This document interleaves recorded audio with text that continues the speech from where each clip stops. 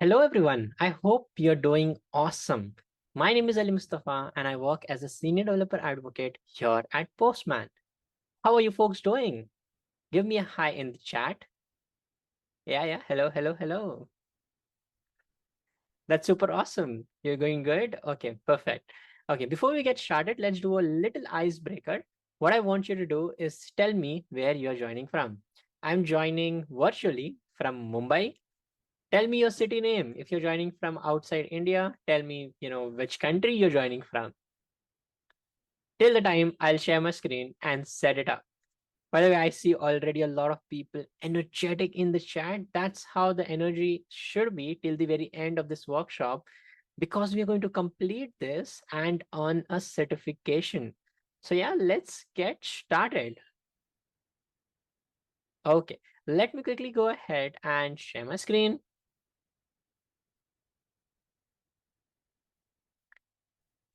Perfect. I hope you are able to see my screen now.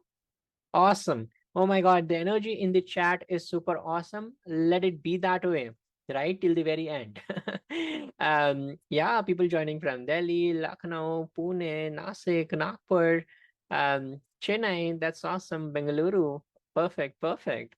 Okay, so today we are here to learn about APIs, application programming interfaces. So let's dive deeper into that. Today we'll start from what are APIs to introduction to Postman, and then move further into talking about how Postman works, do hands-on activity, and kind of get really into it, right? Again, I have been promoting API literacy since 2020 with Postman. And I also have a TEDx talk. So if you ever feel demotivated, you can just Google my name in front of that ad at TEDx, and you'll find my talk.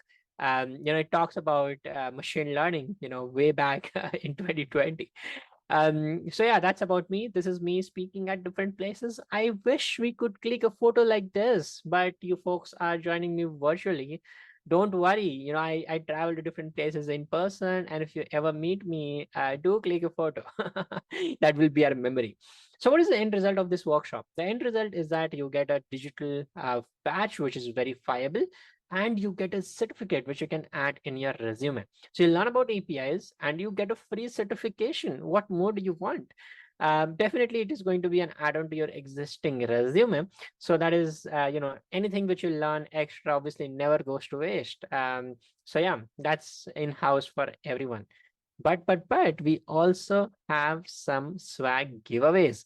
Now, what are these giveaways about? Very simple. You go ahead and share whatever you're learning right here on X and Twitter. Both are the same thing. Why I'm saying and, but go ahead and share your opinion, whatever you learn from, here in this session, and summarize it in a simple, tweet or a simple summary, and share it with images for sure, and get a chance to win this awesome swag. I'll talk a little bit more about this a little bit later, but remember, this challenge is going on, so you can participate and win some super awesome swags. The one like I'm wearing. Okay, so let's get started and learn about APIs. Now, imagine that you walk into a restaurant. What's the very first thing are you going to do? Yeah. Please be interactive in the chat. I really love your energy. Let that flow in the very right direction, which is the chat section.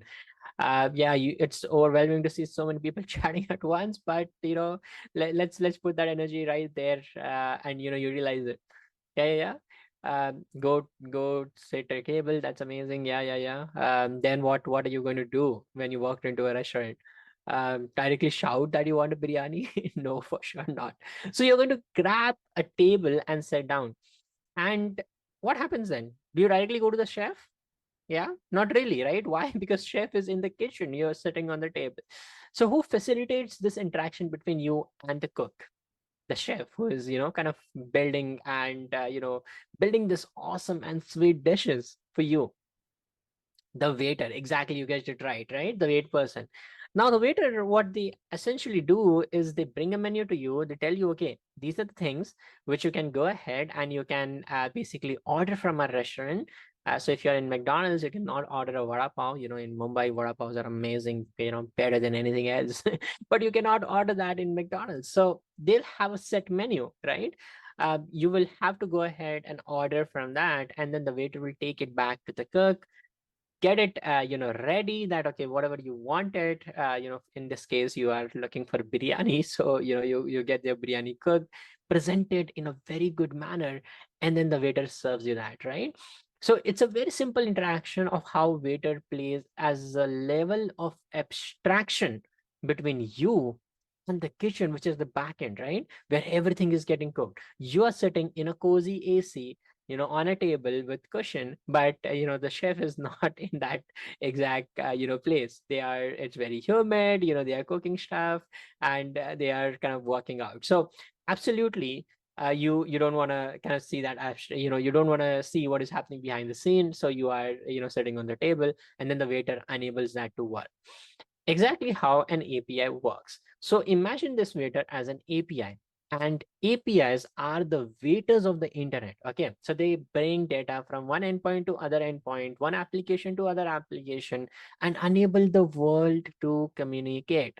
So imagine the same scenario where you are requesting a particular dish. The waiter goes to the server, which is your kitchen, where this is prepared, and then the kitchen kind of gives it back to the API, which is our waiter, and then the waiter kind of serves that to us, gives us back in form of data or whatever we have asked it to do. So that's a very simple analogy of explaining APIs as a digital restaurant. I know this is a very universal example. So yeah, remember, this session is for absolute beginners, but if you know a thing or two about APIs, definitely you'll learn something more. But if you don't know about anything about APIs, you're going to learn everything from scratch, right? So what does API stand for? API stands for Application Programming Interfaces, the typical textbook definition, right? Don't worry, I'm not going to bore you. Now imagine these interfaces as anything and everything. So starting from your watch to your mobile phone to the system you're connected to right now, to a kiosk machine at an airport or a railway station, or your ATM machines, everything acts as an interfaces. Now these interfaces connect to the internet, and kind of go ahead and do things for you. For example, if you want to look at the weather on your watch, it will go fetch that weather, not from your mobile phone, but from an API, which has satellites available in the sky, which can monitor the weather and tell what exactly is the weather looking like outside, right? So imagine something as simple as looking at the weather. You are able to fetch it via an external API and give it available in your watch, which is such a tiny device, right? So yeah, that is the power of APIs. There's an API for literally everything. There's a cat API. If you don't love cats, there's a dog API. If you don't love cats and dogs like me, I love crocodiles, Yeah, crocodiles, they are so sweet. Unless they bite you, then they are no longer sweet and you're, decreased from this world. But let's keep that aside. But crocodiles are fun. If you see funny videos of crocodiles, they are, real cuties. And I've trained my Instagram reel section to show me, only crocodile videos in this world of, amazing videos being played. So yeah, I created an API to show you cute crocodile videos and photos. So there's an API for everything out there. Oh yeah, I see someone mentioned in the chat, the Yoing guy. Yeah, I watch him a lot. And there's also a Yoing girl, if you actually see enough of the internet. Um, cool. So there's an API for songs, Spotify. There's an API for Google. I'll actually talk about that example as well. But there's an API for literally everything out there. And if there is not, there's an opportunity for you to do business and create an API. If there's not enough APIs available in the world. Awesome. Now the final analogy. I promise. Okay. So have you worked with Lego? Yeah. Played with Lego. No one works with Lego. Yeah, anyone only at the Lego store for sure. But have you played with Legos? These small plastic blocks which you can attach and build whatever you want. Yeah. I played with them a lot when I was a kid. I still play with them. I'm an adult, they're expensive now. Because when I was a kid, I did not know, how much it cost, but now I know. So absolutely they are, expensive. But what they enable you to do is to think beyond, right? So you can build a car if you like to build a car, but you can dismantle it, build it a train, convert it into a plane. Go ahead, build buildings, build bridges, whatever you imagine you can build with Legos. And the only reason that is because each Lego block comes with a functionality, and that functionality combined with other blocks, you can create something massive. And that's how APIs are. APIs are these small Lego bricks. Each one of them have a functionality. They all connect together and build your application. And I'll be like, okay, it's fun, like all of that. But can you give me a real world example? Let me give you a real world example of Google. How many Google services do you use? Name them, like Gmail, and so on and so forth. Till then, I'll have a sip of water. Oh, where's my bottle? Right here. Okay. Looks like I kept it somewhere. Oh, yeah. Okay. I see in the chat, Gmail, Maps, a lot of things. Keep it going. Keep it going. YouTube. Yeah, yeah, yeah, yeah. Nice. YouTube, obviously. So now imagine if for every service you had to go ahead and create a different login ID and different password. Can you remember them? Not me for sure. Yeah. So see the use case? They have tons of services available. Now, not just Google services, but also other services where you can use sign in with Google button, right? So they created an auth API, back then when they were kind of creating Google. Obviously they realized that this problem is obviously going to, show up in the future.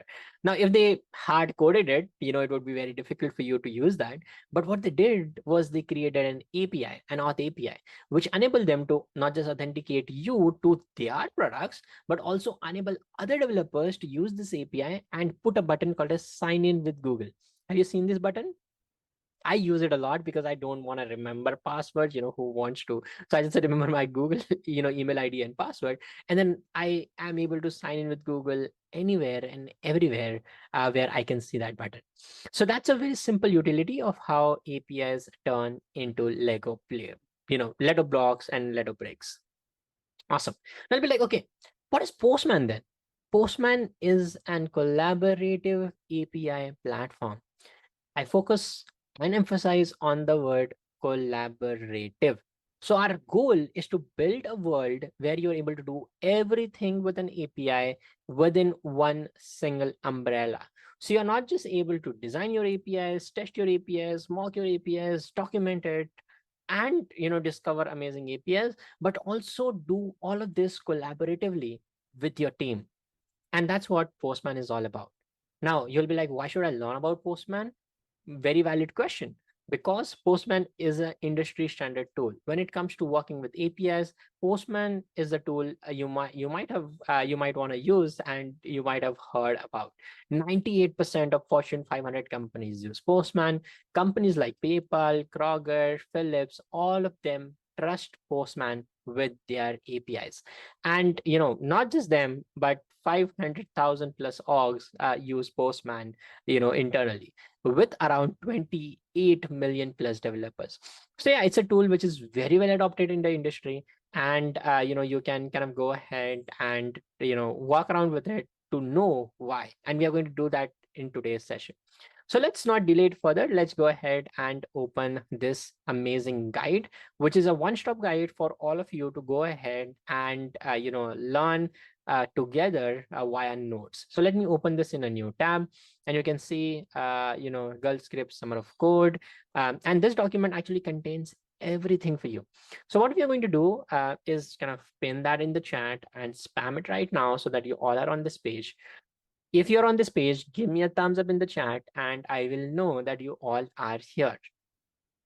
Come on, let's be very quick because we have a lot of things to do hands-on. So I want you to be quick. Okay, let's see. Yeah, set. Perfect. I see a lot of thumbs ups in the chat. Amazing. Oh, link.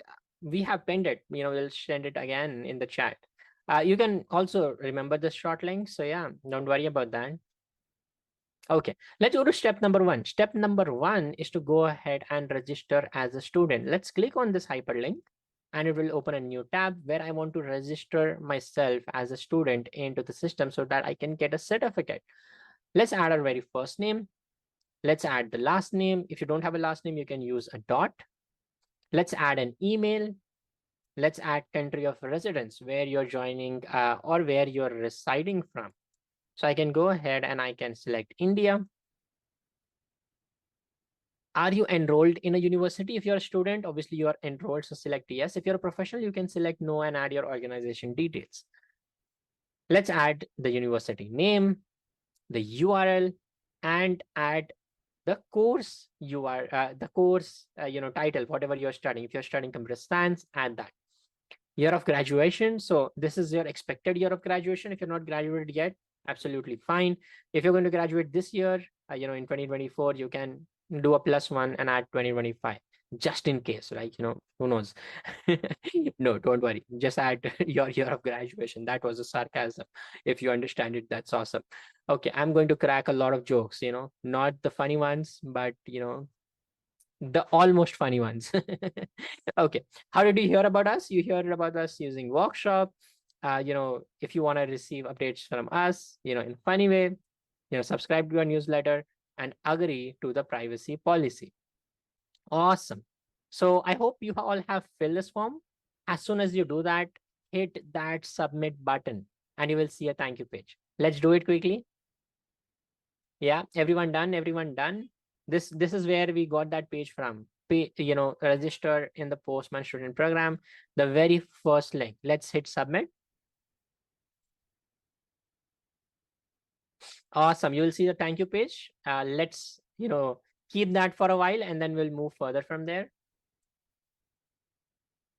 Done. Come on, folks. Everyone done? Let me check.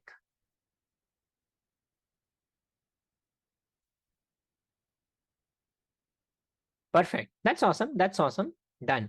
Okay. Now what I want you to do is I want you to click here and open this in a new tab. It will automatically open in a new tab where I want you to register for the academy. Academy is where we will track your progress. So from the time you're going ahead and you are kind of building something to the time you are actually doing something. So we are going to track your progress from end to end. You can come back, you can save your progress and all of that.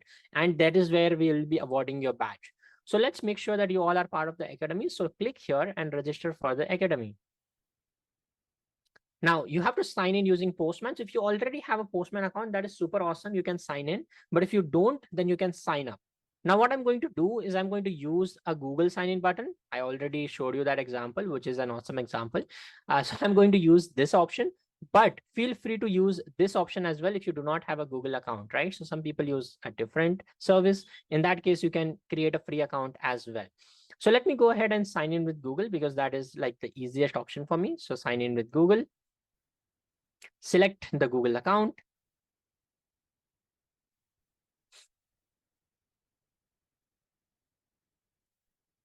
And it will ask you for further details. So my name again, Ali Mustafa.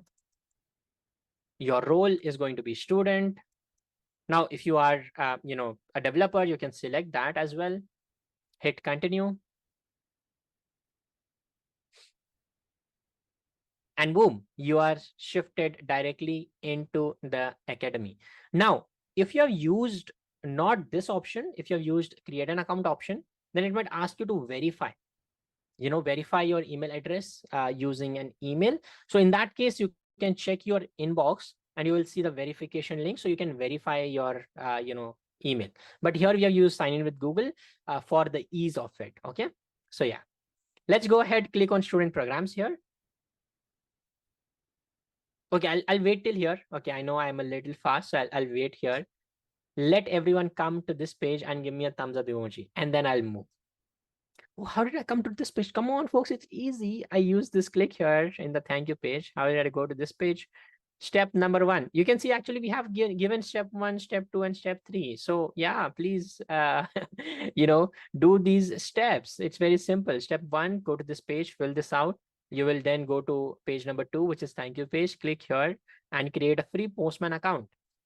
You can use sign in with Google. That's the best way, which I recommend. And then you will see, a page here.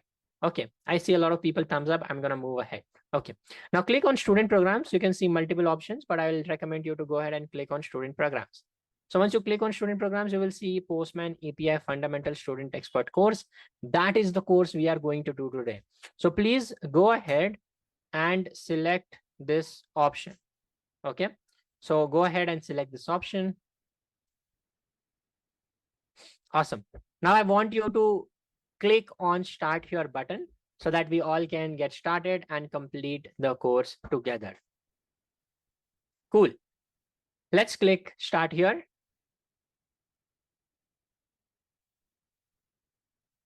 Perfect.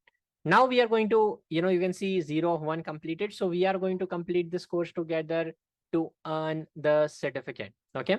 So let's click on get started. And you can see 0 of 37 lessons. So total of 37 lessons we have to complete, and we are right now at 0. Don't worry, we are going to be very quick, and we are going to be, swiftly completing throughout this workshop and, complete the whole course. Let's click on the start button. Awesome. Now you can see that we are, here, and we are going to act as a librarian. Okay, so imagine that you are a digital librarian and you're going to use a library API. So we're going to do a little role playing, here, and you'll act as a librarian. You'll go ahead, manage the books, and maintain a collection, which you can reuse, daily to kind of get the work done, right? So yeah, welcome on board, librarian. Cool. Let's click on next. Now we have already done this registration, right? Yeah, we have done it, so we don't need to redo it. Let's go next. Perfect. Now let's go ahead and, kind of talk about APIs. Now we already did talk about application programming interfaces. To simplify this, API is a contract that allows one code to talk to other code, in very, very simple terms. So that's what an API is all about, right? In technical terms, right? Now, if you see why APIs are important, you can see that, in our state of art report, you can see that a lot of developers use APIs, but also other roles like front-end developers, technical, solutions architect, product managers, data engineers, everyone uses APIs. So yeah, it's not just developers who are going to use APIs, but everyone uses APIs in every single industry, as mentioned here in this report. So yeah, that's why it's important to learn about APIs. Now we have already covered this digital restaurant example, right? Oh yeah, we have done that. So that's not a problem. Let's go to next.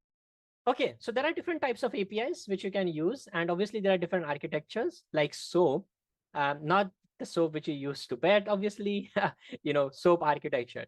And REST, again, not sleeping REST, but REST APIs architecture. Again, remember, yeah, whoever, named these is amazing. SOAP and REST. I can remember both of these in my, dreams. Then comes GraphQL, gRPC, and so many more, which you will find a day in and day out at so many different places, right? So yeah, let's go ahead and work with REST APIs for this particular session. Awesome. It's quiz time, and who doesn't love quizzes, right? We all love quizzes. So let's go ahead and get started with the very first quiz. Let's start the quiz. You folks are going to select the options for me. Okay. So what is an API? Pick the best answer from one of the choices below. Yeah. Tell me ABCD in the chat. A file format for images, Apple's new iPhone programming language, a contract that allows code to talk to other code, or a unit used for storage measurement. I know the answer for this one. Oh, everyone says C, so I'll select C. Okay, let's go next. What are some different types of APIs? Absolutely. This is a multi-choice question, so give me A, B, C, D like that. Yeah. Oh, where is this? Folks, you have not registered yet. Please do so. If you are joined the session late, go ahead, do the registration process. Because this is a YouTube video, you can rewind a little bit back. I'm not going to repeat myself twice or thrice. I repeated myself twice already. Okay. What are some different types of APIs? REST APIs, GraphQL, gRPC for sure. Electric shocks, not very much. Okay, let's hit submit. Yay, we got 100 on 100. Exactly like online exams, where everyone scores 100 on 100. Don't tell anyone. Okay, let's go next. Perfect. What's a Postman? We have already talked about Postman. Yeah, Postman is an API platform which allows you to kind of walk around with APIs. Earlier, we used to work with curl, we still do, but working with curl, there is obviously a lot of problems. You cannot collaborate. You can not version control. You can, there's a lot of problems if you are, working directly with it. So what Postman allows you to do is it gives you an intuitive UI where you can comment, you can share your API with other people, you can document it and do a lot more things. Awesome. Now, at Postman, our vision is to have an API first world where there are 100 million developers connected through APIs, and APIs take the center stage as primary building blocks. Our goal is to have APIs as considered as number one priority, make APIs easily consumable, and make APIs easily discoverable. And we are working towards that goal. And you will actually find a lot more info in this API First World novel, which actually has all the details. You will actually go ahead. If you love reading novels, this one definitely you'll love to kind of read about. I also have few hard copies, which I'm going to throw in our social challenge. If you don't remember that, it's still going on, so participate in that. But yeah, that's something which is really awesome, which you should definitely check it out. Cool. Now, what we are going to do is we are going to get started with Postman for web. That's a full-fledged working application. We don't need to download anything yet because we can do everything on the web. But if you want to download Postman, you can go ahead and download Postman from their office's site. I'll actually show you that as well later on in the course. But for now, we will go ahead with the web version. Cool. We have already, kind of signed up for Postman, so we don't need to kind of sign up again because we are already there. So let's go and click on next. Quiz number 2. We are so much, fast, and we are already at quiz number 2. Let's click on start. So Postman has a vision for API first world. In the API first world, APIs are considered as number one priorities. API will make you famous on TikTok. APIs are easily consumable. API stands for Application Postman Interface, or APIs are easily discoverable. Again, multiple choice questions. Give me the answers in the chat, folks. Let's be quick. Yes, APIs are number one priority. Absolutely. APIs will make you famous on TikTok. Yes. APIs are consumable. Yes. And APIs are discoverable. Awesome. Nice answers, folks. No, not right answer. APIs will not make you famous on TikTok.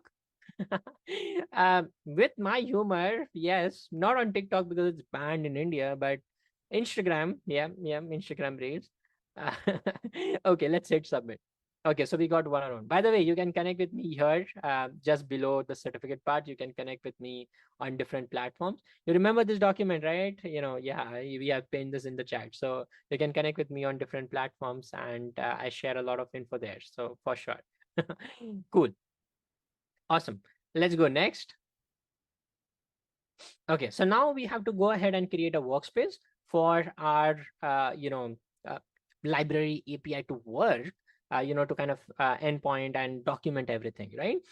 So we are going to create a blank workspace and then name it Postman API Fundamental Student Expert, where we can go ahead and then add all our APIs together, stitch them together. So remember, whenever you're starting a new project, I highly, highly recommend that you create a workspace. Okay, so let's go ahead and do that. So let's go to postman.com.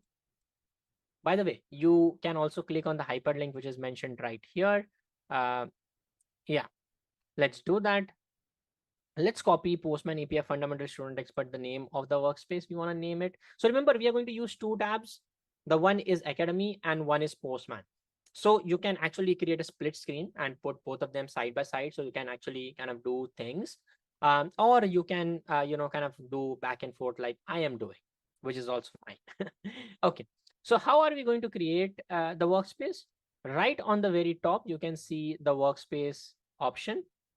Click on it on the drop down, and you will see a create workspace button just like this.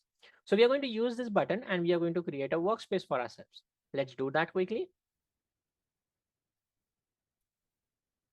Okay. Now we need to name this workspace. So we are going to obviously select the type of workspace. Now you can see there are multiple templates which we also provide, but for this we are going to use the blank one.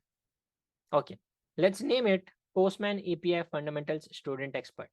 Now you can make it public also, but I don't recommend that because we are using it for our learning. So we are going to use only for me, which is a personal workspace. So I can only access it.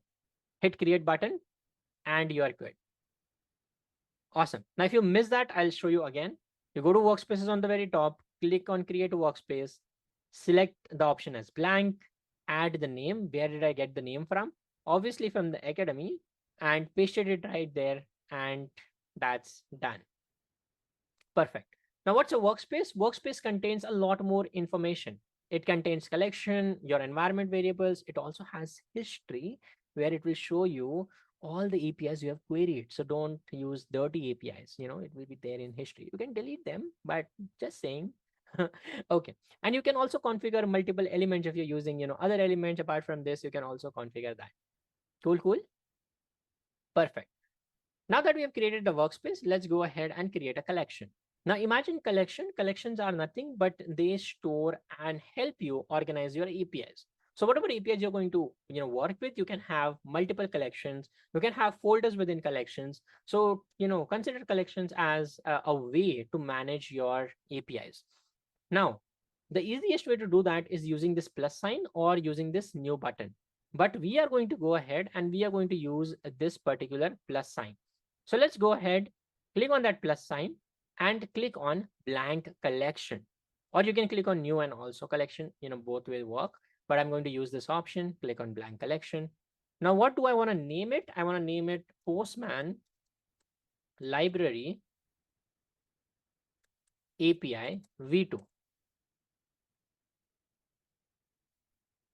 Okay. Now, where did I get that name from? You can actually go scroll down and you can actually see the name. By the way, I have small videos embedded within the courses, which you can actually go ahead and watch. So it's like video of me watching a video of me inside me, yeah, Inception, crazy stuff. But or you can follow me live. So that's an example, obviously. So you can see Postman Library API V2. That's what we named it. Amazing. Okay, let me erase this. Perfect. So now that we are here, let's go to next. Now, this is our very first hands-on part where we are going ahead and we are querying a real API. So let's do that. Let's create our very first request and we will name it get books request. Okay. And inside that, we are going to query this particular URL or an API endpoint to get some books in return. So you can see the screenshot here of how they are showing it. Again, there's a video of explaining how to do that. So let's go here. You can see add a request, hyperlink here. Click on that. It will add a new request. Let's name it get books because we are getting multiple books. Now you can see the method is going to be get method. I'll talk a little bit and explain what all of this is all about. But for now, let's get that experience of sending something and receiving something back. That feeling of achievement.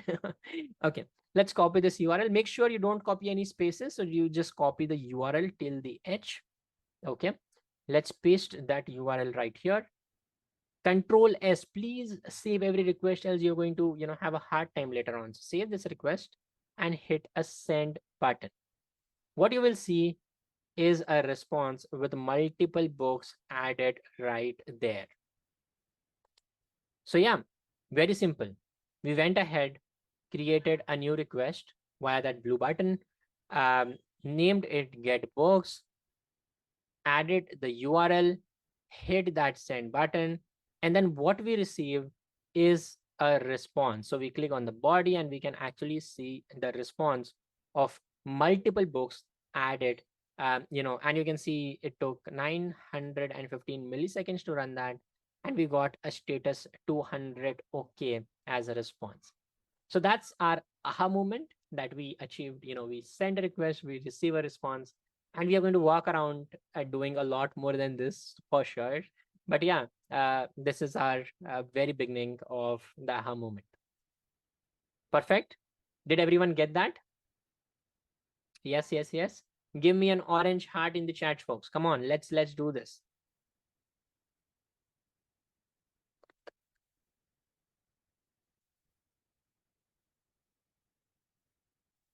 Yeah, let's do this quickly.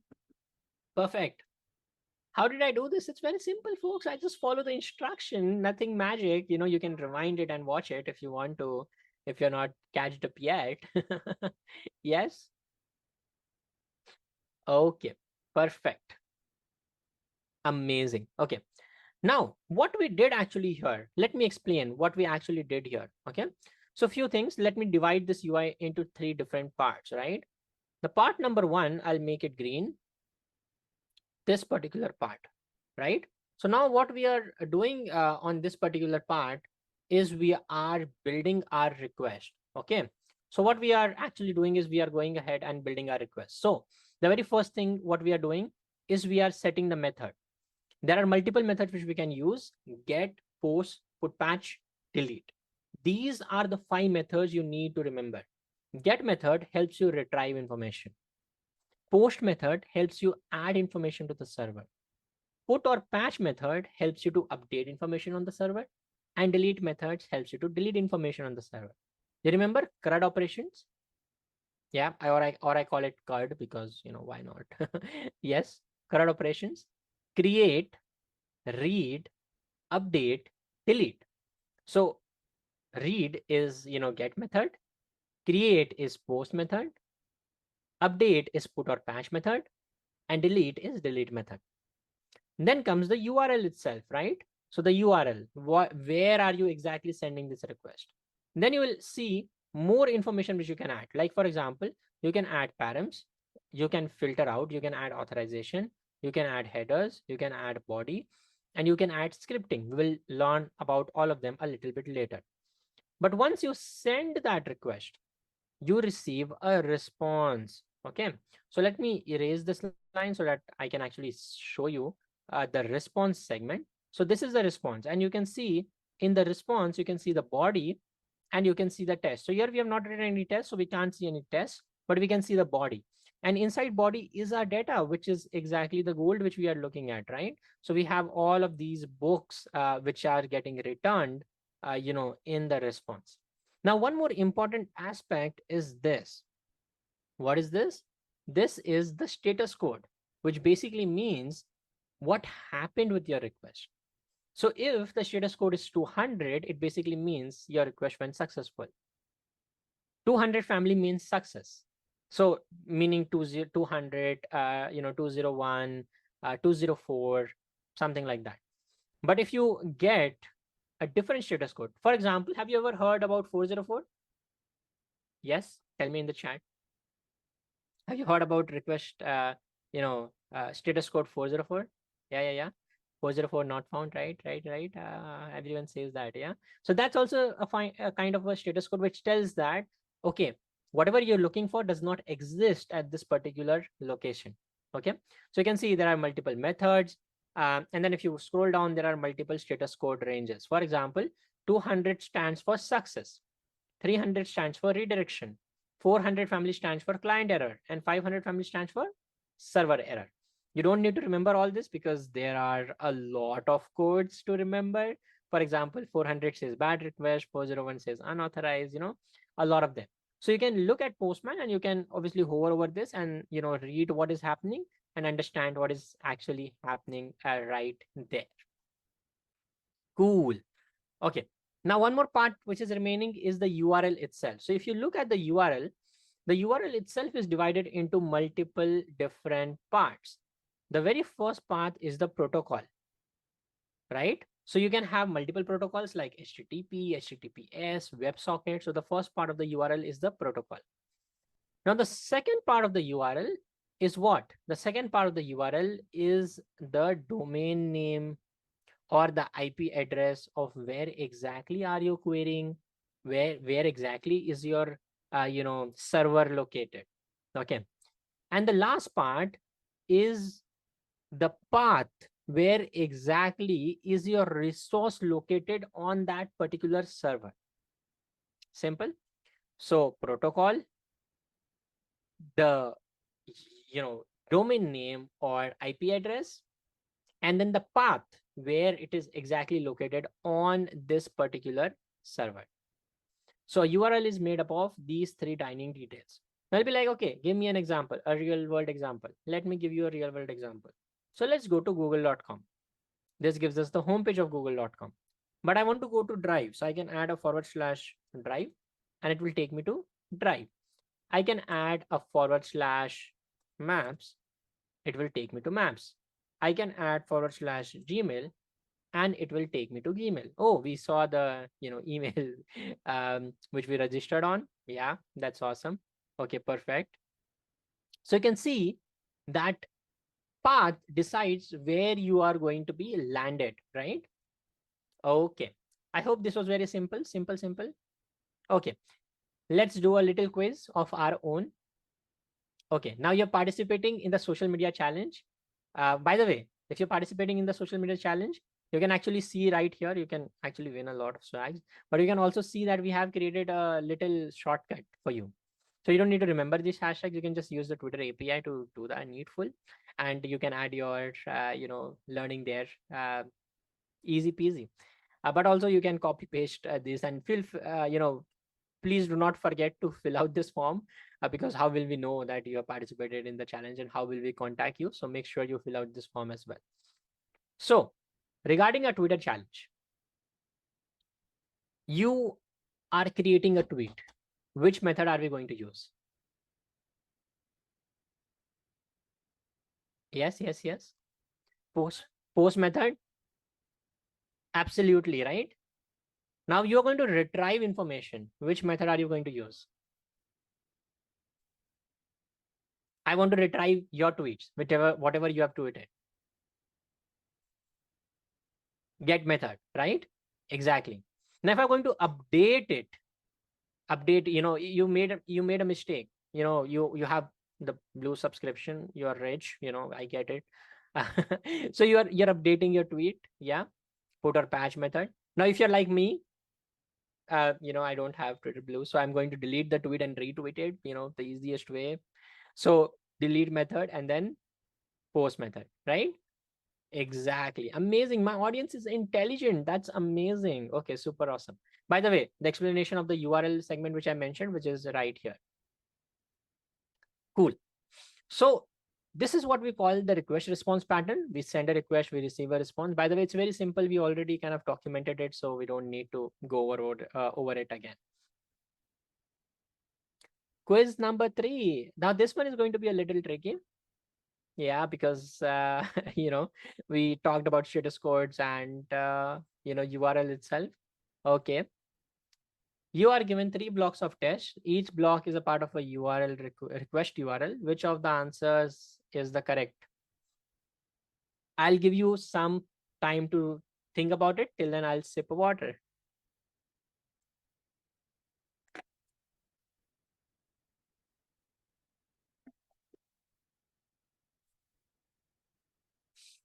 Yes.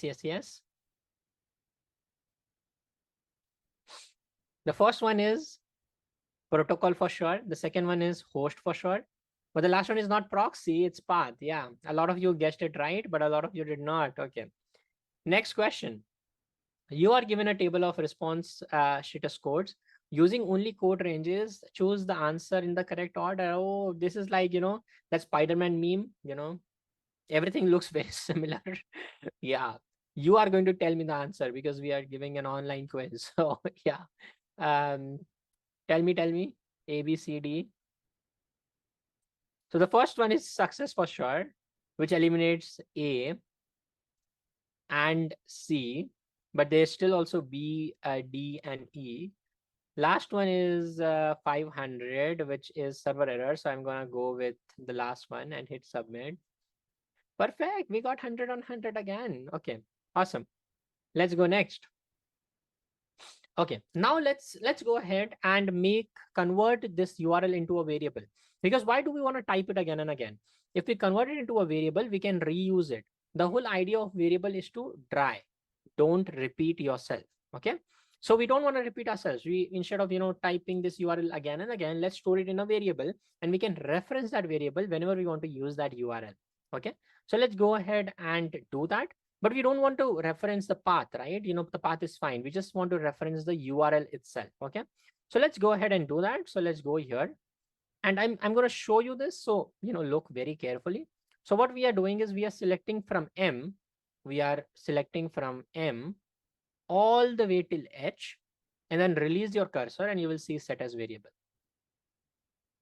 Click on it, set as a new variable, name the variable as base U capital RL. Scope is going to be the collection level variable because we are going to use it throughout the collection.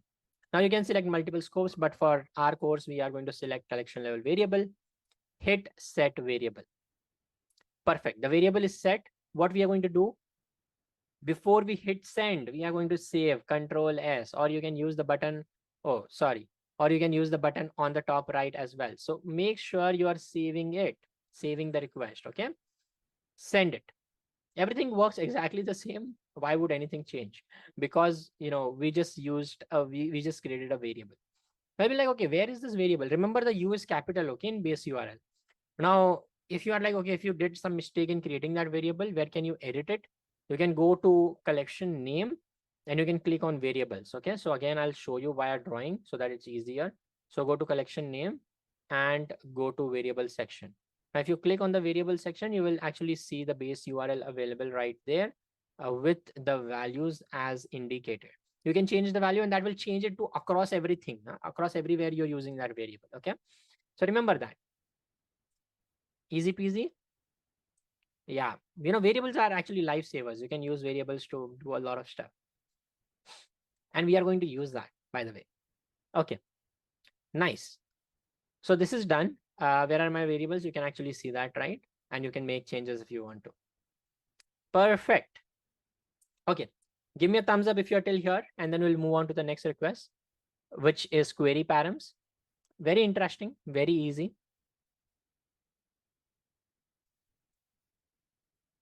Yeah.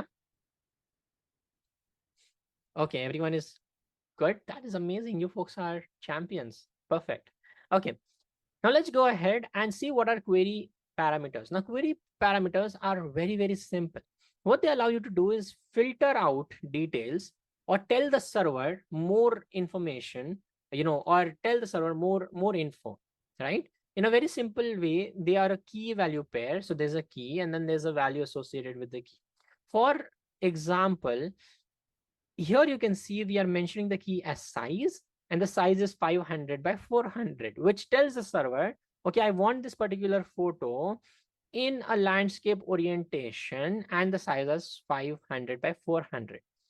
Now, not every server will be equipped to do that. So yeah, you have to code that on the back end, but the API will provide you with examples of the query parameters you can use. For example, in Google, you can use a query parameter queue to search for whatever you want directly using the URL. So you can go ahead, you can type the URL and you can use that. Perfect. Awesome. Let's go to next and do that actually. So our API, as you can see here in the documentation, by the way, you can go ahead and read the whole documentation, but I'm not going to show you that because I've already read all the documentation for you. But feel free to read it. Okay. It's the easiest way to get things done. Our API accepts genre, which is fiction or any other genre which you can, which you want to add.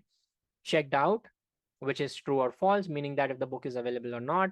And search, which basically means searching for a particular book or an author against the keyword. So let's go ahead and get all the fiction books. Now, Postman allows you to duplicate work, which is obviously the best part of it. So what we are going to do is instead of creating a whole new request, we are going to duplicate this request. How we are going to do that? So go to hover over get books request. You will see these three dots.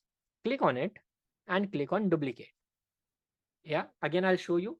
Go to get books, hover over this request, and you will see these three dots on the right. Click on it and click on duplicate. Obviously, we don't want to name it get books copy, so let's rename it to get fiction books. Nice. Okay. Now the URL we don't need to change because it's already set, so we don't want to change. But remember the params I told you, right? This is the part where we design the request, right? So let's go ahead and change the parameter. So here you can see the params. Now here you can see there is query params which we want to add, and there is key, and then there is value. So we want only fiction books. So we have to use genre, right? And now if you don't remember that, you can go back here and you can actually see, right, they have given it right here. So let's go ahead and add John and add that as fiction. You can see that the URL changes and adds that exactly as intended. Let's zero it out, save it, and send the request. Now if you send the request, you'll actually see that the returned value will be less than our previous request because we have filtered out. And now if you see the genre section, you will only find fiction books because we have filtered that out by telling the server via a query parameter. Can we add more than query parameter? Absolutely yes. And that's what we are going to do next. But before we go next, give me a thumbs up in the chat if you are done till here. Come on, folks.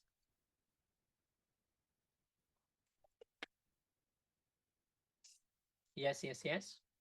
Done, done, done. Perfect. You're enjoying this? Yeah, it's fun, right? Okay, let's go ahead and add another query params.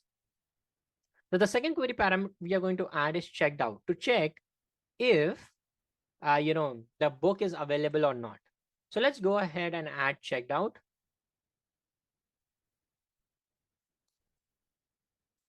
O capital. Remember, these are case sensitive. Okay.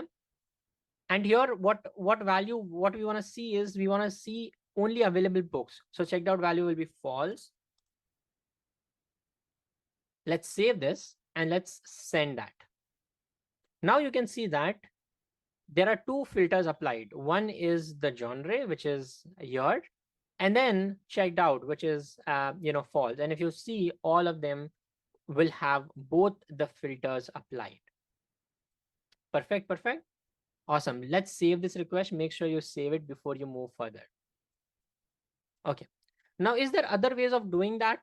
Absolutely yes. So there's something called as path variable, which is exactly like query params, but instead of key value, we only have value. Now, Postman makes it easy because it provides you with UI and same structure. I'll show you how. But you can directly add value in front instead of mentioning what exactly the value is, because you are mentioning that in the path itself. Okay. So it's an easy way of kind of adding that, but there are, both have their advantages and disadvantages. You can kind of compare path variable and query params together right here in this table. So let's go ahead and add a path param. Okay, so what we are going to do is we are going to go ahead and create a new request called as get book by ID. And here ID is going to be the path param. So let's do that.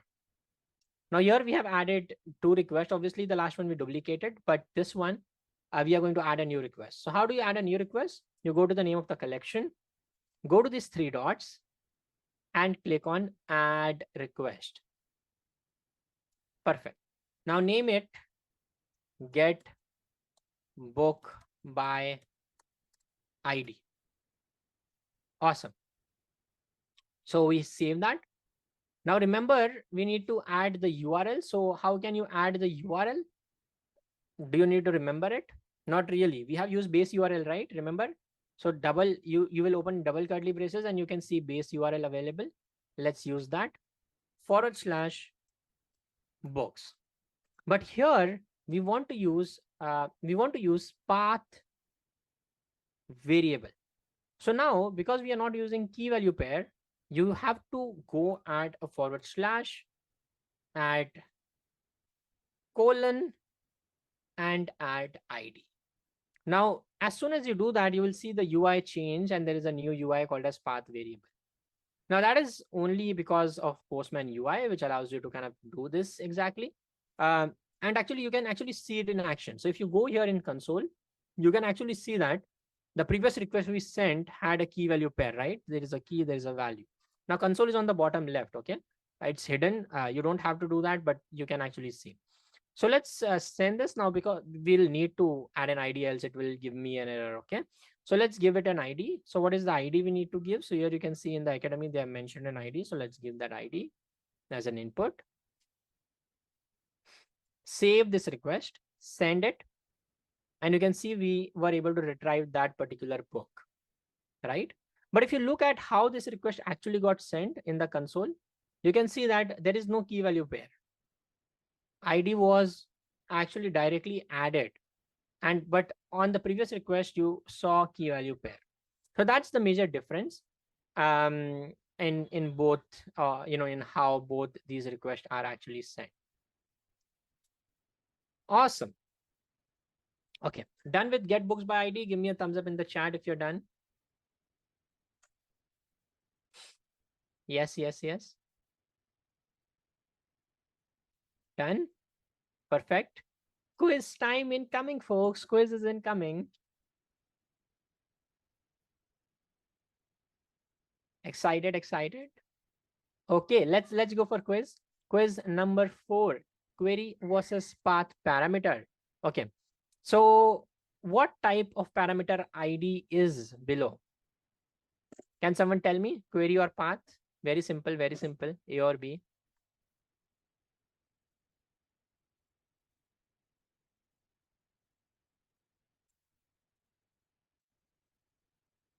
Oh yes, it is a path parameter. A lot of confusion in the chat. Okay, tell me about this one. This should be easy. How many query params are present in this URL? Query params, okay? We just did something similar. 2, exactly. Nice. Okay. How many path parameters are documented in this endpoint? Now, this is also very tricky. Tell me how many. A little tricky.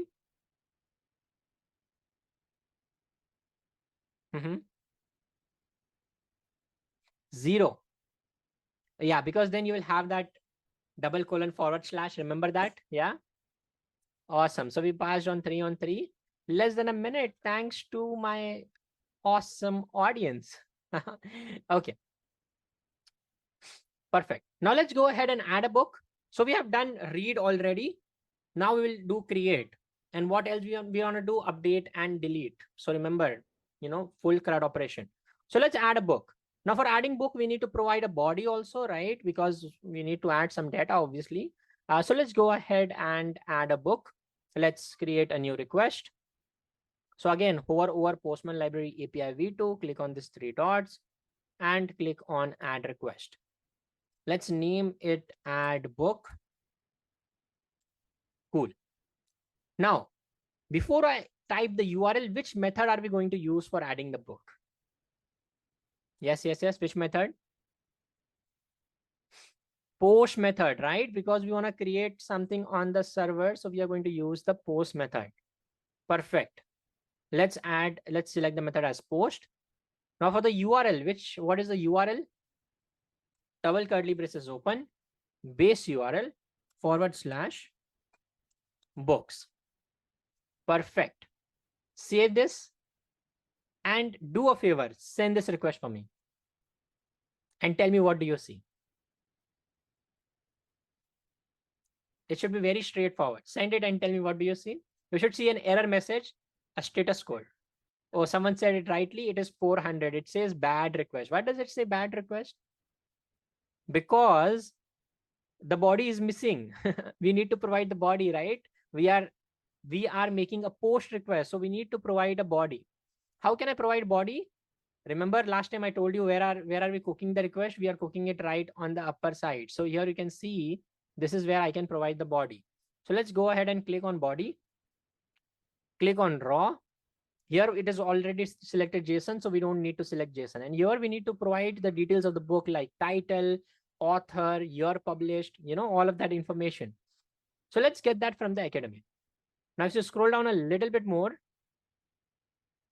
you can actually see the JSON. Let's copy this, come back and paste it right here. Now, I want you to change the details of the book. Don't keep it exactly like that. So change it to, whatever favorite book you like. For me, it is, Rich Dad, Poor Dad. Rich Dad, Poor Dad. The author is Robert. Perfect. The genre is finance. And the year of publication is 1997. Coincidentally, I was also born that year. Okay. So you can see that I added the body. How did I add a body? Again, for people who want a revision, we selected a post method. We added the base URL. Then here we selected body, and then we selected raw. JSON was automatically selected, but make sure it is JSON. Then we copied this body from the academy and we pasted it here, made the changes which we wanted to. You don't typically need to make the change, but in our case, we will save the request. Remember to save the request and send it. Oh, again, we encountered the error. But what is different about this error? Can someone tell me? What is different? There is one thing which is different. Yeah, so the status code is, instead of 400, it is 401, which means you are unauthorized. You need to add missing credentials. Why do we need an API key for an API? Very simple, right? Anyone can read the API. That's absolutely fine. But if I want someone to add to the server, I need to make sure they are authenticated to add that information to the server. So that's why we need an API key to authenticate people. Don't worry, everyone will receive 401. So let's go ahead and add an API key or add authorization. For us, we need to add a header called as API key and a value called as Postman rules. Let's go ahead and do the needful. So let's go to add book. Now, where are we going to add that? Remember, here is where you can add it. So click on headers. Now, inside headers, you need to add the key, API-key, and then the value is going to be what? Postman rules. Yeah, I promise I did not name it. A Gen Z intern did. So yeah, I'm just kidding. We named it like that. Okay, for our Gen Z audience. So API-key and Postman rules. Save this and hit the send. Now you will see a different status code, not 200, but tell me what the status code do you see? Yes. Exactly in the chat, 201. So 201 means created. So you created a resource on the server. And you can see that it returned an ID for us. Can we check if this really added, or I'm just faking it, right? I could be. So let's copy this ID. And where can I check if the book is added or not? I can go to get book by ID, right? Obviously, and I can check it here. If my request, this is optional, by the way, you don't have to do this, but I'm checking. And you can see that, oh yes, I indeed added this book right now, right? Amazing. Okay. So yeah, perfect. Let's do this. Give me an orange heart once you're done. I'll wait for you. Yeah, it's very simple, by the way, right? No? So we have done create. So yeah, we have done create now, and we have done read. Now update and delete, obviously we need to do. But before that, I will show you a lot more optimization. Done. Okay, that's amazing. A lot of you all have already done. If you're not done, you can also watch the video inside a video, or you can just rewind a little bit. Rewinding actually works better. Okay, perfect. Let's go next. Okay, now imagine if you have to add this header for every given request. Is that painful? Initially, what did we learn? Dry. Don't repeat yourself, right? So we are going to follow the same principle. Why should we add header in every single request? Useless.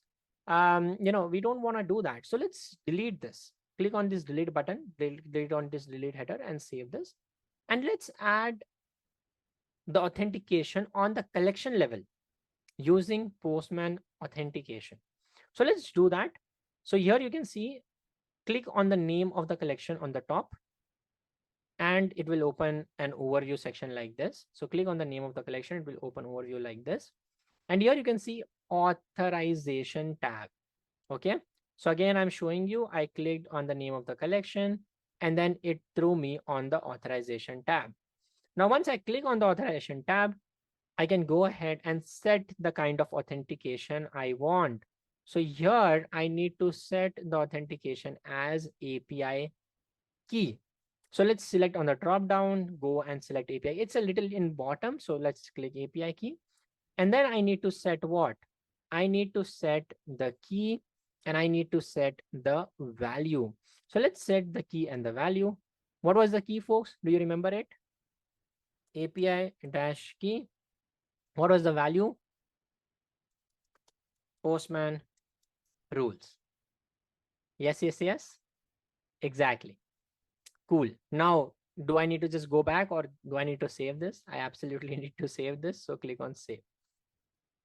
Looks nice. Yes, yes, yes. Again, showing it.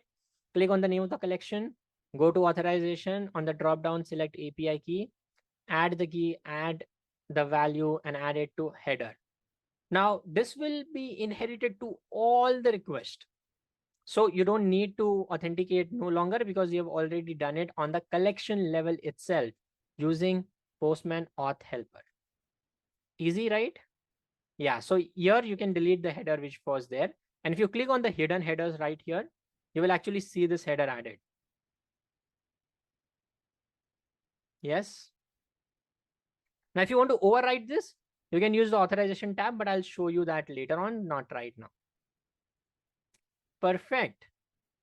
Done, everyone? Give me a thumbs up in the chat if you're done, because this is a significant step. Okay. And then it's a quiz time.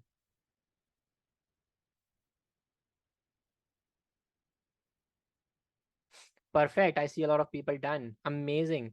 Make sure you're saving these requests. Okay. If you're not saving this, it will show you a dot on the top. So make sure you're saving all the requests, because if not, you will face a lot of errors.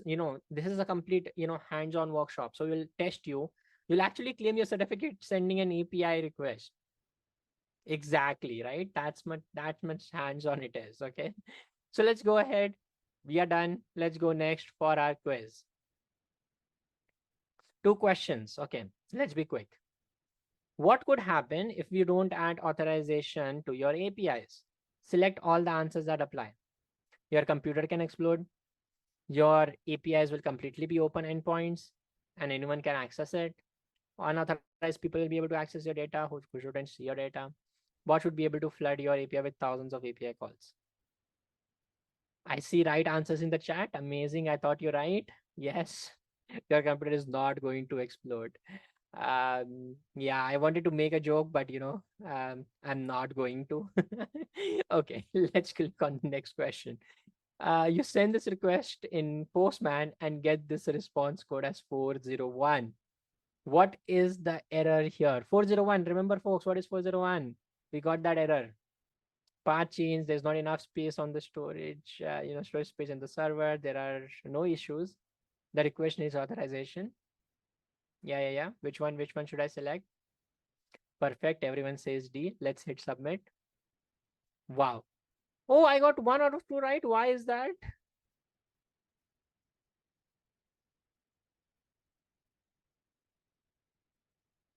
Huh. Okay. This is incorrect. Oh, I actually selected your computer can oh, okay. Okay. Yeah, I made a mistake there. You don't have to. If you can retake the quiz, but it doesn't matter because we can kind of move further. Okay. Okay. Even see, I failed even, with online exams. Yeah, I'm that bad at quizzes or exams in general. Okay. We are almost there, buddy. We have already done, almost all of that. There's also halfway check-in coming, which is almost 75% of the course. So let's go ahead, nail these 3 lessons and check our progress. Okay. Now variables in Postman, remember variables? Remember? Yeah. They were very nice, right? Why you could use these variables again to reference them, right? Now variables are there on multiple levels. We use collection level variables, right? Remember collection level variables, but there are multiple kinds of variables which you can use. So let's go ahead. Why do we use variable, by the way? To pass information between one request to another. And scripting will actually allow us to make the most out of variables, because manually we can create variables, but if we are able to create it via program, that's a complete game changer. So that's what scripting allows you to do. So scripting in Postman basically allows you to go ahead and set variables programmatically and do a lot more things, not just set variables. But it will help you to even kind of run the next request or call another API, get that data, and then fulfill this. So you could do a lot more things, and that's why you can run you can add 2 kinds of scripting: pre-request script and post-request script. The name itself defines it. Why pre and post? Because pre is before the request is sent and post is after the request is sent. So let's go ahead, use this, and kind of send write some scripts. We are going to use JavaScript, but remember, it's very, very simple. So let's go to add a book request. Now inside that, we need to go to scripting, and we need to, let's say, just log whatever we are getting. Okay. So that's the very first line which we will write anyway. So let's write console.log, console.log. And what you can log here is basically the response. So you can use PM object. Now PM object is basically the object which will allow you to access elements within your request or response. So you can say PM dot, you can see, you can see a lot more information here. So PM dot response, we want to kind of log, right? By the way, if you don't want to type it, you can actually log it. You can just copy paste the request, by the way, the code. So pm dot response dot json, bracket open close, and a semicolon at the very end. Awesome. So what this will do, it will log this request in the console. So let's save this and send it. Perfect. Nothing changed. Why? Because we logged it on the console, nothing crazy. So if you look, console is on the bottom right here. It's like hidden below there. So if you click on the console, you can actually see that it actually logged this. So let me zoom this in a little bit so that you can actually see the console. So you can see this is the console on the bottom left. On the bottom left, you will see the console, and here you can see that the request response, which we actually told it to log, it logged it on the console. Yeah. So that's our very first outcome of this. Awesome. Now, but we don't want to do that. What we want to do is we want to save some of this in a variable and use it later on. Now, what is the use case? If I add a new book, let's say I go ahead and add a new book, the new book is added, right? But the ID is changed, right?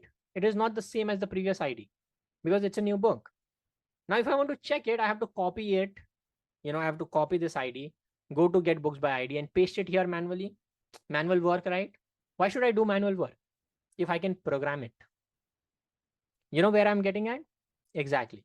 So let's go ahead and write script to automate this particular thing. So what we are going to do is we are going to save the ID in a variable named ID. And then we are going to use that UID to, reference it anywhere else. Like for example, in update book, we will need that UUID, right? So yeah, exactly. So let's go ahead and do that. For that, we are going to use something called as set variable. So again, pm.collection variables.set variable method, which will allow us to set a variable via scripting.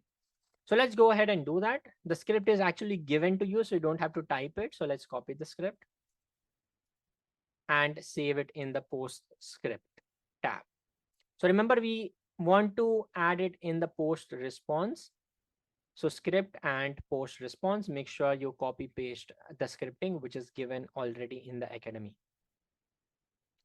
Awesome. Now what we need to do is we need to save this and we need to send it.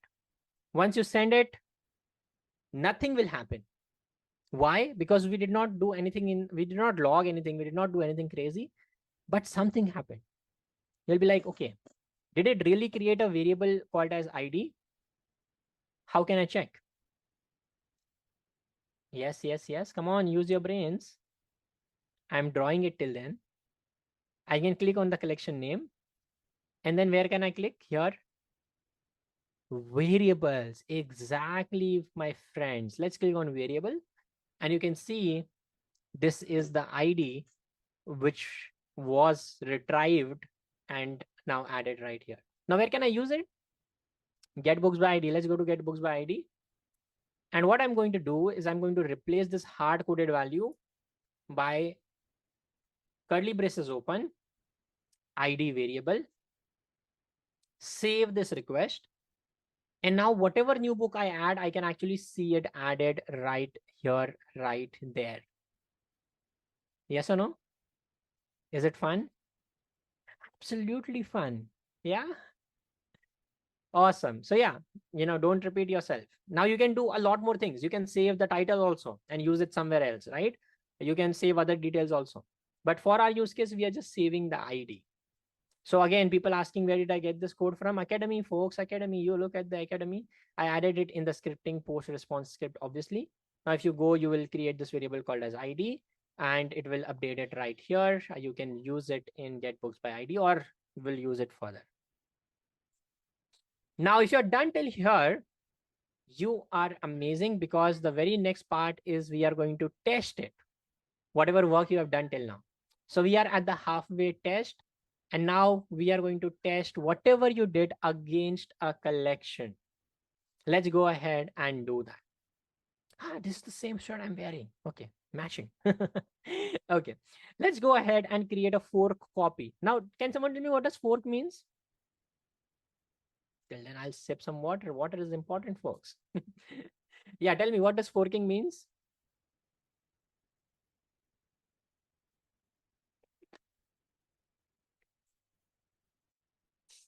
Forking means creating a copy. Yes, yes, yes. Perfect. Yeah. So let's go to the link and create a fork. So click on this link, which is the collection link.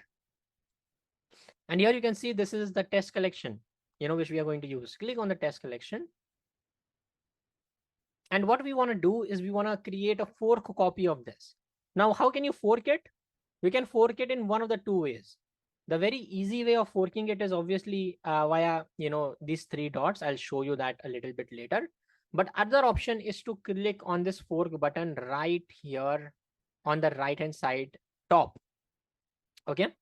So what I'll show you, here you can click on test collection. You can click on these three dots, and you can click on this fork option. If you can see it right here, both are same option. This is also the same option, and this is also the same option. Okay. By the way, just a reminder, social media challenge is still going on, so participate in that. Okay. Okay. So let me go ahead and click on this fork button, and I'll not change the label. Workspace, you can actually already see here. Now I don't want to watch the collection because I don't want any notifications. Hit the fork button and it will create the copy of this original collection into my workspace. So see, creating a workspace saves, a lot of things for you, right? So here because everything is organized now in this particular workspace, right? So I can see that the test collection is added right here. Perfect. Now, what I want to do, watch very carefully. I want to test this collection inside in the test collection. So I need to provide it a URL called as submission URL, right? So let's do that. Okay. Now what I want you to do is go to Postman library API v2. Go here. Click on these three dots. Again, I'll highlight this so that you are at the very right collection. This is the collection. Click on the three dots and click on share. Once you click on share, you will see an option like this.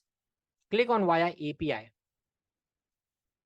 Again, I'll show you what I actually just did here. I went ahead, clicked on library API v2, clicked on the share option, and here click on via API. It will ask you to generate a key. No worries. generate a key because it's private to you. You are using a personal workspace, so it will not expose anywhere. Okay. So we generated a key and we can copy this. It's a read-only key. So even if someone has access to it, it's fine actually, not a big deal. But if there's something in, sensitive in your collection, then that's a problem because here we have API key and value, right? So we don't want to expose it on the internet. Okay. Cool. Again, I'll show you what I did. Postman library API, click on this 30 dots, click on share, click on via API, generate key and copy this URL. Make sure you copy this URL. Okay. Now, once the URL is copied, you can go to the test collection. Click on the test collection for me, please. I'll zoom this in for you folks to see. Click on the test collection for me. And then click on variables. Perfect. You will see the submission variable. What I want you to do is paste the URL which we just copied in the initial value and in the current value. Save this, please save this. Okay. So what is initial value? If you ever share this collection publicly, everyone will be able to see this value. That's why we don't store sensitive information there. Current value, you use it for your collection. You can kind of keep changing it. And if it is sensitive, you can keep it only in the current value. Okay. So what you did, you created, clicked on Postman Library API v2, click on share button, click on via API, copied this URL, went to, test collection and updated the variable submission. Save it, please save it. Okay. Now let's go to halfway check. Do nothing, just send this request. As soon as you send it, you will see a response 200. Okay. But you will also see something called as test results. So the body will return, obviously the body will return, but there will also be test request, test results. Okay. So we have basically written some tests, and if you click on it, you can see pass or fail. Yeah. I got 16 out of 16, which means I'm pass. Yay. See, I failed the quiz, but I passed the practical exam, big brain. Okay. But if you did everything like I did, you will also pass and you will see 16 out of 16, right? Make sure if you're not seeing 16 out of 16, that's because you have not saved the collection. You have not saved the request. Okay. So you don't have these many requests. Okay. Now for people, please mention in the chat how much you got, by the way. Okay. If you got 16 or 16, give me give me the confetti emoji. I'll also give you a confetti emoji. Wait. But for that, I'll have to stop screen sharing. So I'm not going to give you a confetti emoji. But yeah. Okay. Perfect. Oh yeah, some people say 14 on 16, 12 on 16. Why, people, you did not follow me along properly? Okay, you can rewind this video and go back to the request. But let's say if you don't get 16 on 16, if you get something like wrong, for example, I'm going to show you. Don't do anything. I'm just showing you, so don't do anything crazy. Okay.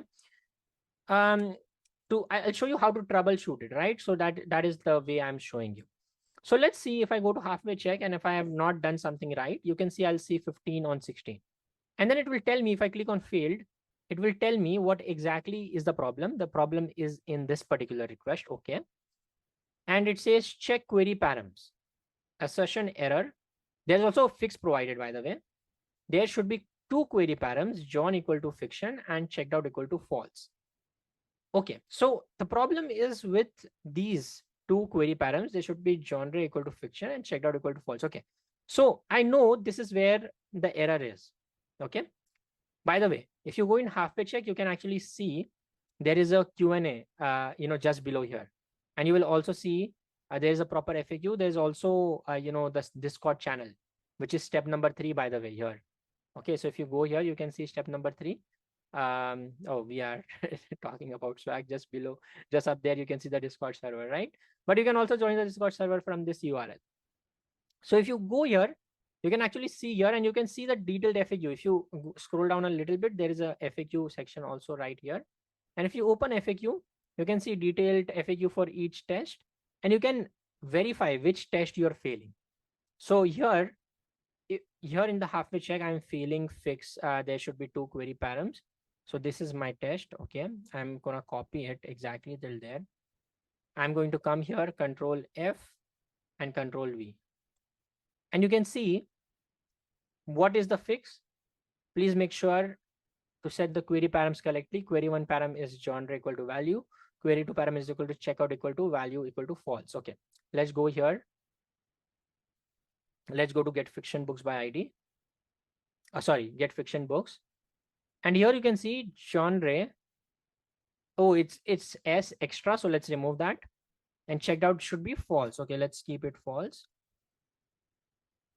Save it. Perfect. Now if I run it, the error should go away, right? And I should say 16 on 16. Let's run it. Yay, I solved that, troubleshooted it. So see, this is the part of your programming life, folks.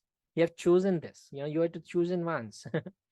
So yeah, go ahead and try this out. If not, what you could also do is join the Discord server. As I mentioned, there is a Discord server available right there. So you can kind of go ahead and join the Discord server as well. Okay. Remember, the Discord server is actually really nice, a really nice place where you could actually kind of go ahead and see stuff. Here you can see in the Discord server, we actually have exactly the same forum. So here, if you are getting errors, you can search for the error. So for example, if I'm getting error in get books, I can search for get books and I can actually see what is the solution for this error. So we have gone all the way and shown you like different ways of resolving your error. So don't tell me you are still receiving an error. If you are still receiving an error, it's your duty to solve it. Go ahead and solve it. Okay. I believe you can do it. Okay. Now for people who have solved the error, let's close all of these tabs and let's go back to the academy and we will continue from here. This is the very last quiz. A little sad, we'll no longer get to do the quiz. But yeah, because we are also at the end of the course. So that is awesome. Let's go ahead and start this quiz. Okay. So choose all the answers that apply. Postman allows you to save the values as variables so that you can spend more time reading the API first world. Well, I would want you to do that. Reuse values to keep your work dry. Absolutely. Cool off your computer. Hide sensitive values like API keys. Yeah, that's nice. Submit quiz. Oh yeah, that's perfect. We got 100%. Okay, cool. Now it's time to update the book. So we need to update if someone takes the book from us, right? So we need to update it, right? We need to update our database. So we need to check out a book. So here we are going to use put or patch method to kind of do that. In our case, we'll use patch because we are updating partial value. If you're updating the whole thing, you can use put. You can use them interchangeably also, not a hard and fast rule.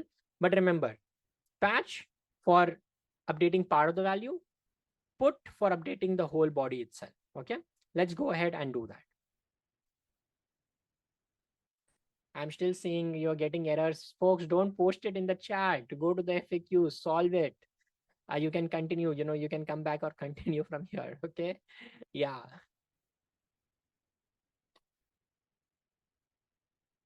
You're participating in the challenge also, right? I'll check on Twitter. I'll like every tweet which is participating. Don't worry about it. Okay. So let's go ahead and change the checkout from false to true. Let's do that. So we'll add a new request and we'll name it checkout a book. Okay, let's do that. Let's go here.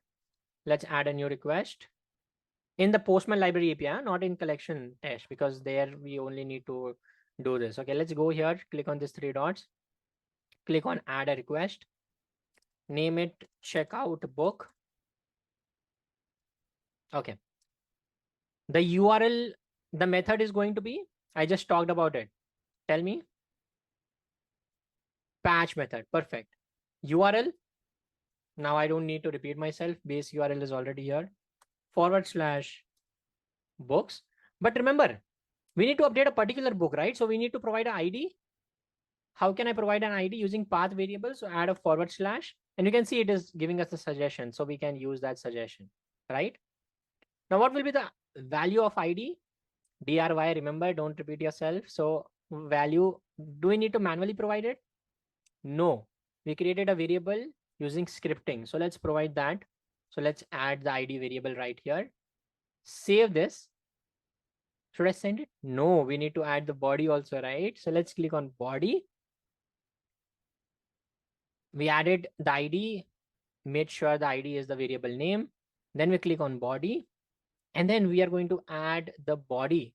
So what we are going to add here, again, remember not the script, the body. I clicked on the wrong button.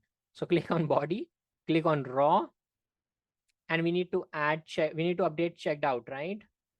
So it's going to be key value pair. Now, if you remember it, that's amazing. If you don't remember it, no worries, right? Because you can always go to Academy, and the Academy will always have the value for you. So checked out, and we need to make it true. And that is going to be true. From false, we are going to make it true. Looks nice. By the way, you can just copy paste it. You don't have to. Send it. And you'll see that the value is updated from false to true. Yeah. Perfect. Okay. Do this quickly. I added, the URL like this, added ID as, the variable, and then went to body, clicked on raw, clicked on JSON, added the body from the Academy, send the request and updated the checked out from false to true. Perfect. Now, can you do the delete book for me? Checkout book done. Give me a thumbs up if you're done with checkout. No, let's change the emoji. No longer thumbs up. Thumbs up is, boring now. Let's do orange heart, or give me your favorite emoji. You're definitely not giving me a red heart, yeah. But give me an orange heart, okay? Yeah, I see your funny folks, keep your humor amazing, don't go dark, but amazing humor. Nice, let's keep it family friendly, okay, because there are lots of kids chatting, so we have to keep it that way. Okay. Done, give me emoji. Oh, I see ranges of emoji and emotions in the chat. Amazing, super amazing, folks. Yeah. Perfect. Can you do the delete books for me? You are going to use delete method, so it's going to be very easy. Can you do that for me? Yes. Do it. I'll show you. Don't worry, because I also have to finish the certification, so I'll show you as well. But go ahead and do it. I'll give you a minute.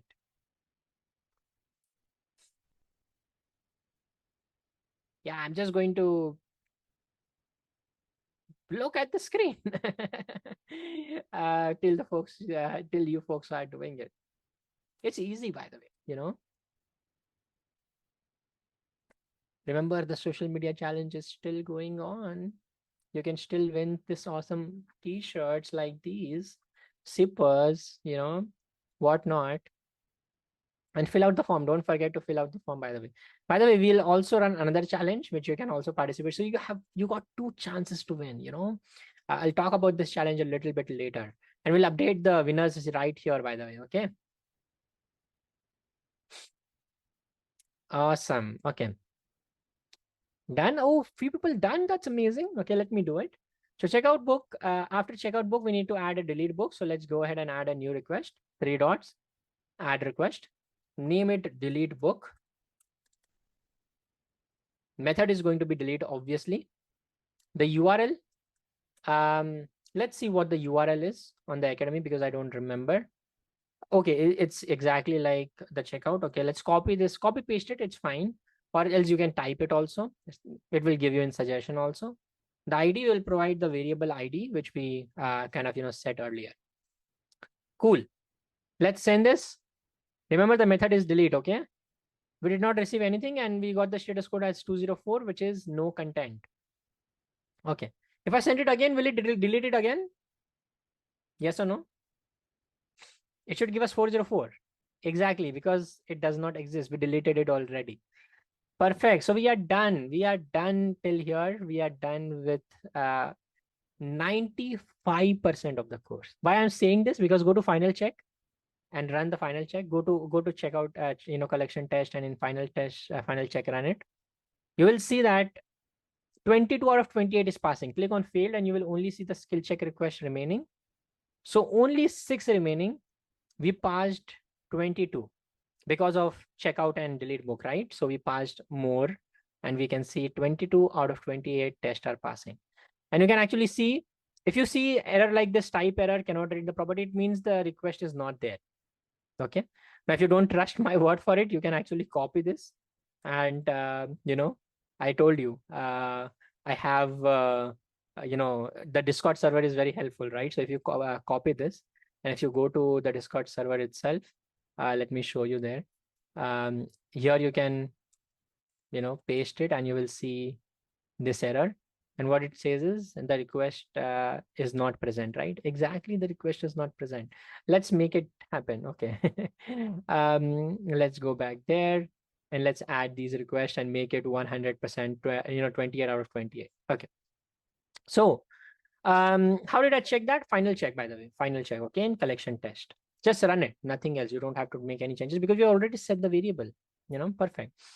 Okay. So we have done with delete. Let's go next. Generating code snippets. By the way, this is an amazing feature. I'll just show you, because it's something. So if you go to delete book, and if on the right hand side, let me highlight that with a marker so that you folks are able to see it, because it is right there. So you can see this particular section. You can see, the code snippet section. So if you go here and click on this particular icon, you will see code snippet, and you can select whatever language you like, and it will generate the starter code for you. So I'm usually coding in JavaScript, so I can go here and I can select Axios Node.js, and you can see it gives us the basic structure of this. Isn't that nice? Yeah, that's an amazing code gen feature. You can use it. Okay.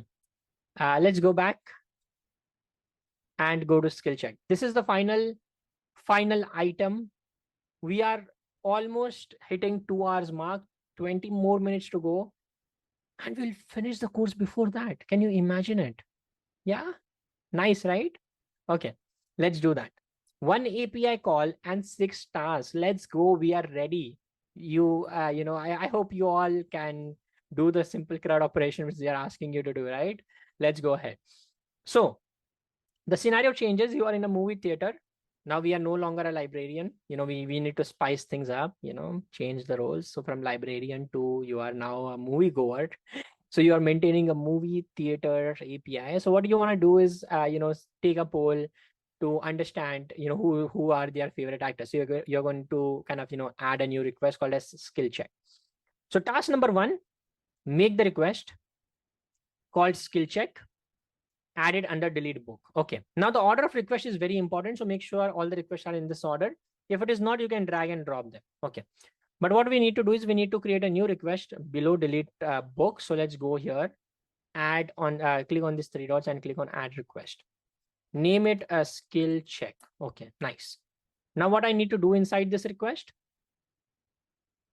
we will mimic a request movie theater, okay, using echo. So this is the URL, okay. And what is the method? Method is post method, okay. So the method is going to be post method, and the URL, they have given us the URL. Perfect. Save this, send it. Works like a charm. Let's go to final check and see if this is gone.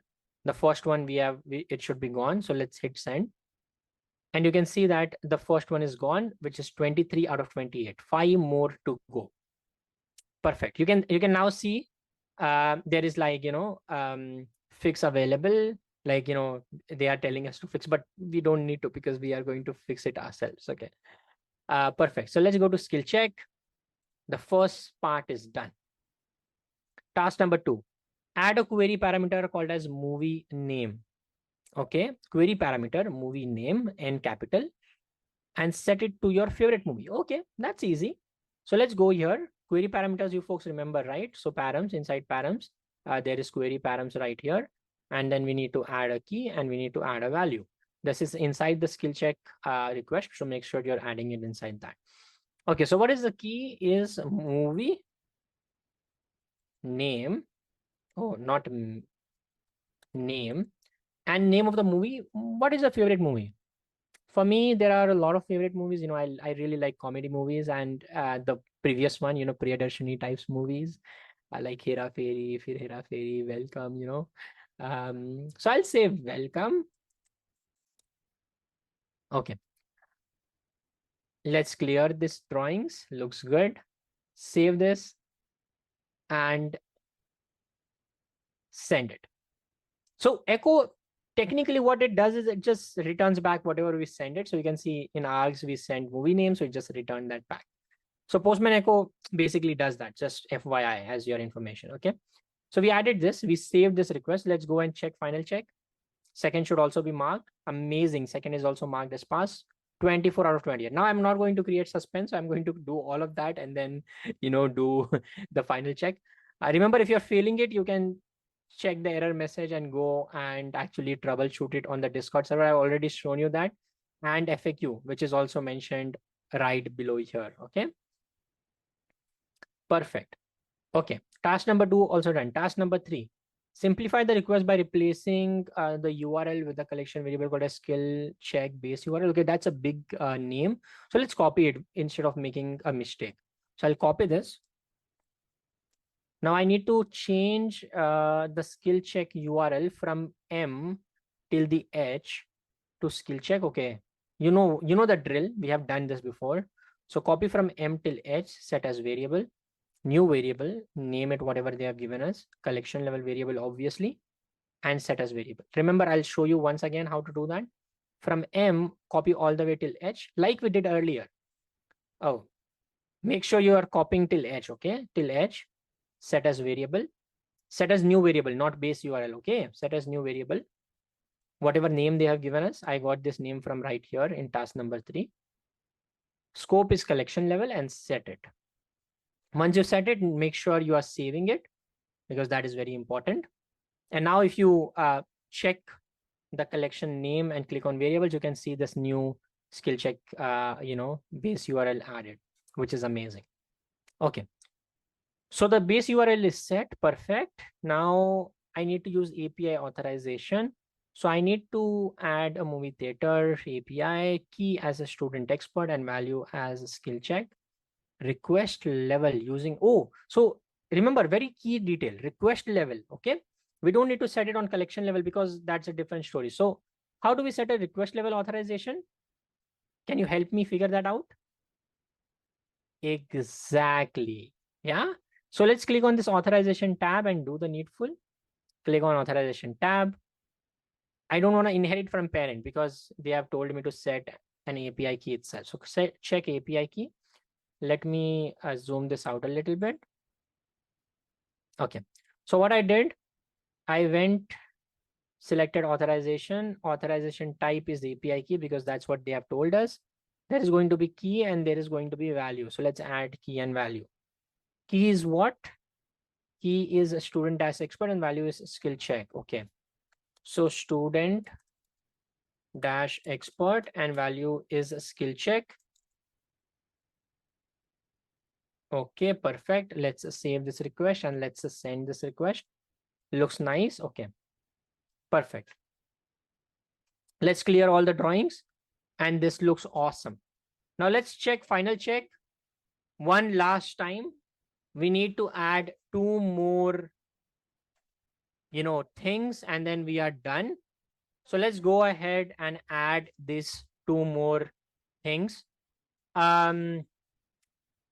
Let's go here and add a JSON and add the variable. Okay, so let's go ahead and add a body called as actor name and then add like our favorite actor name from step 2. Okay, cool.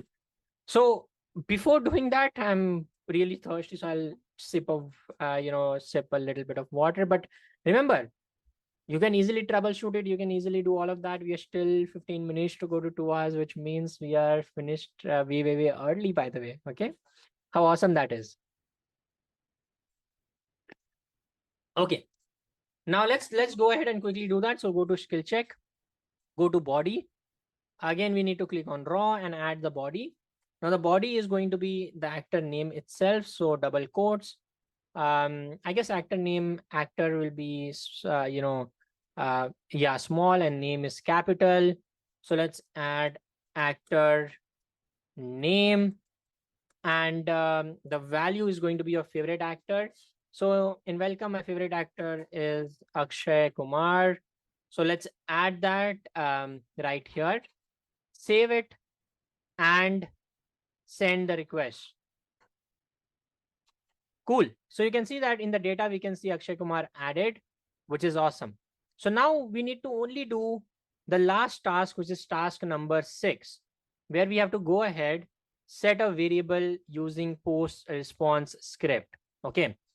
So this is exactly how we did it earlier.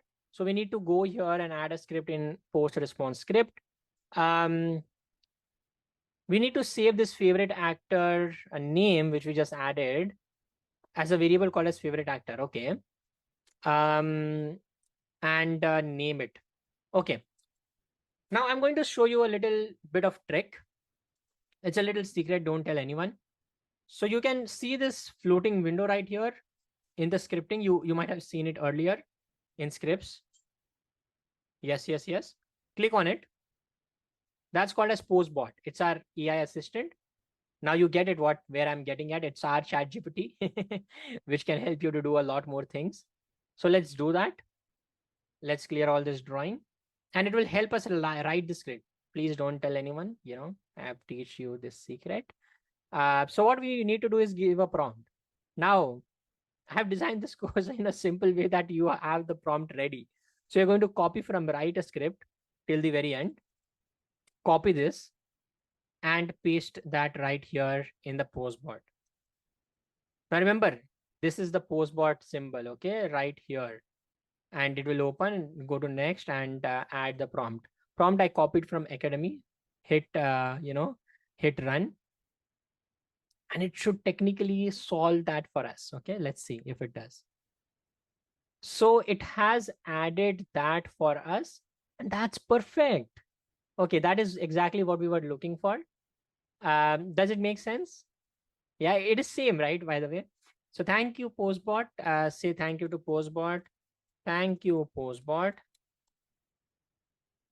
Okay. It says you're welcome. Okay, I don't need anything from you right now. You've already helped me enough. Okay, save this, send it. If you send it, what will happen? Nothing will change, right? Something will change. How can I check the new variable which is created? So go to Postman Library API and you can see the favorite actor new variable added, and it has the value of the actor which we added, right? How awesome that is. Perfect. Let's go to final check, and these two should be checked out by now. Amazing. So 28 out of 28, we can see all we have passed the test. And now is the time that I'm going to give you a confetti. Congratulations if you got 22 out of 22. But if you did not get 22 out of 22, sorry, not 22, actually 28 out of 28, not 20, sorry, my bad, 28 out of 28. Okay. So yeah, that's super amazing. Now it's not over yet. It's not over. Don't go. Okay, don't leave, because you still need to claim your certificate. So we are going to do that. Okay. Now, if you're still not able to do that, remember we have the Discord server where you get dedicated help. We also have the detailed FAQ. I told you, right? The detailed FAQ is actually very, very helpful. So if you go here, you can check out the detailed FAQ and see, what error you're getting. We also have dedicated one for skill check. So you can definitely go ahead and, try it out. I highly, highly recommend you to check that out. Okay. Perfect. Let's go next and claim our certificate. Okay. So recap, what did we learn about? Come on. Do a very quick 1-minute recap. I want you folks to answer this. What are APIs? Yeah. Waiters of the internet. Yeah. So one application talking to other application, very simple application programming interfaces. What is Postman? API platform. We saw how easy Postman makes to work with APIs.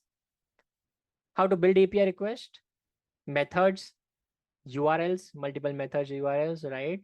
We saw how do we use the responses, status code, test results, everything, API documentation, authorization. Why do we need it? Keep the bad guys away, right? Set variables, Dry, don't repeat yourself. Automate with scripting. We use the very simple scripting, but you can go advanced.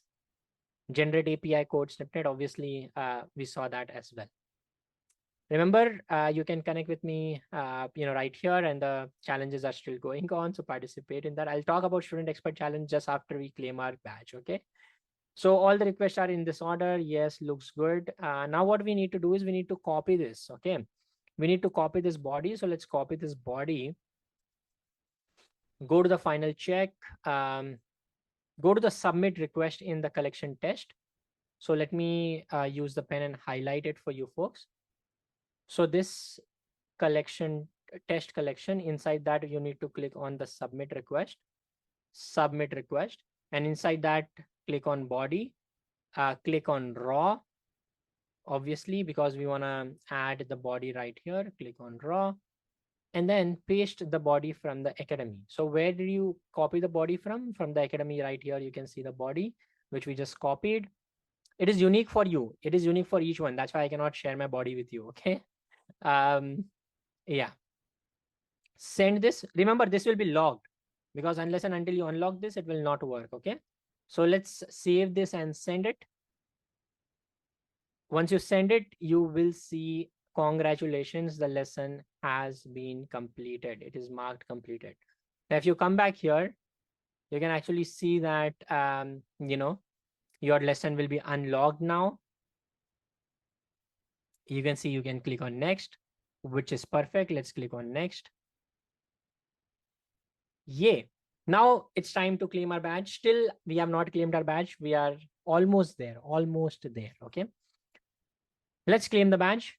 Remember the URL, JSON URL, which we copied earlier to add in the submission variable. Let's copy that. So go to collection test and from the initial value, copy this URL. We set it right. So let's copy that URL. Come back here and paste it. There's another way of getting that. Obviously, you can get it from there and hit claim badge. As soon as you hit that, it will go ahead and allow you to claim your badge. It will take a moment, obviously, so give it some time. Because of traffic also, it takes some time sometimes. So you can see, yay, we have been awarded the badge. I'll show you how to download the certificate, by the way. But yeah, if you're not participated yet, this is the right time to participate.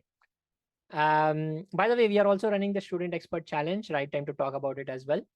Once you have completed the certification, which you have done right now, you can go ahead and share a summary of whatever you learned in the certification, share the certification URL so that others can also kind of see that URL, right? And, in a similar format. So make sure you are adding your Badger link and fill out this form. We are awarding a lot of kits, a lot of swags for both the challenges. Okay. So make sure you participate in both of them to maximize that you're winning it. So if you go back to your actually Gmail, so let me go back to Gmail. And I can see I got the badge awarded. You can see the Badger URL. Sometimes it takes time. Okay. So be patient, folks. Sometimes it might take up to 24 hours to receive. Okay. So no worries. You can see the URL. So let's go to the URL. And this is my Badger URL, which I can actually see. Oh, by the way, you can sign in using the Google account here also, or, email ID password. That's absolutely fine. You can see the badge, which I got just right now. Click on it. Yay. Okay. Now, how do you download the certificates? Click on these 3 dots on the top. Let me show you how it looks like. So right here on the very top,